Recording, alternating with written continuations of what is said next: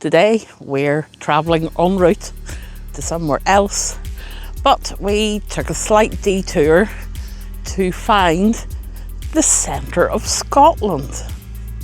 Welcome to Exploring Scotland's History.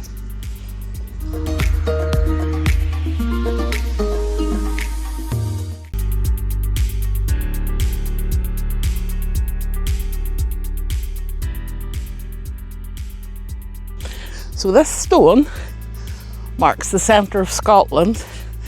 It's been here, this one, from 2015, but there is a lot of interesting stories associated with it and already a wee bit of myth. This apparently is a replacement plaque. The previous one had been stolen. The Ordnance Survey have no record of there ever being a plaque here, except Seton Gordon, the author, mentions this stone and the plaque as far back as the 1940s. Go figure, the mystery started.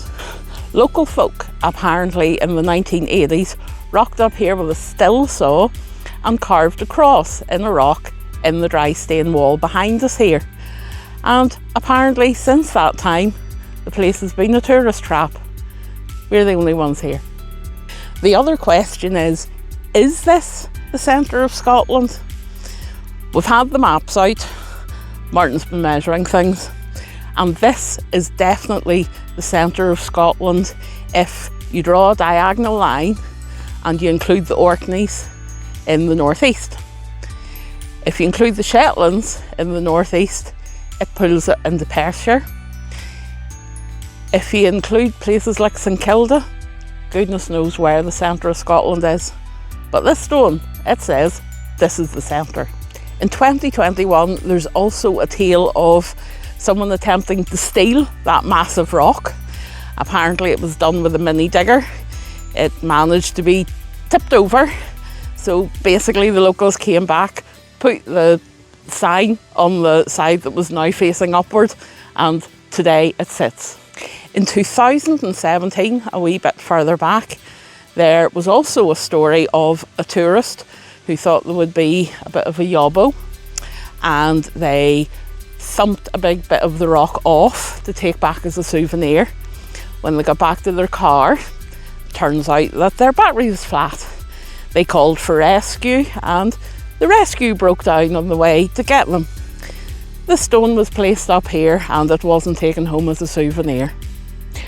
Locals say that there was a secret tryst up at the stone one night, and that resulted in a very famous strongman being born.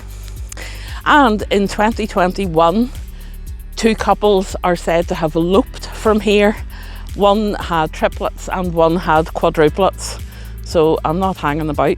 And last, but certainly not least, it said if you've managed to fall asleep sitting on top of the stone, that you will wake up with seer-like properties and you will be able to prophesy from the readings of your dreams. I think that one might be a bit far-fetched. The shape of that stone, you're not sleeping on it. We have yet another commanding view, and you really can see for miles down that glen and the meandering river. But there is another monument beside the centre of Scotland stone, and we're going to nip over and see it now. And it has a wee bit more history and a wee bit more, perhaps, intrigue to it as well. And here it is. It's the MacPherson stone. The MacPherson stone commemorates Ewan MacPherson of Cluny. Ewan MacPherson was a Jacobite of some distinction, and he fought valiantly at the Battle of Falkirk and with distinction at the Skirmish of Clifton. The Skirmish of Clifton was a battle quite close to Penrith. After Culloden, Ewan assisted hiding of the prince, and he also assisted to redistribute the gold that the prince had left behind until he himself would have to flee. and he hid in a cave just over at the forestry here. He hid in the cave before he had to run to France, like so many of the Jacobites. But a true Jacobite hero nonetheless.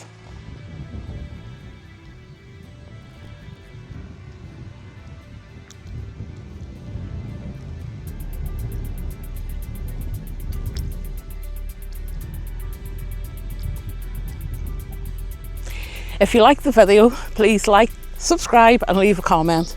It really helps the channel grow.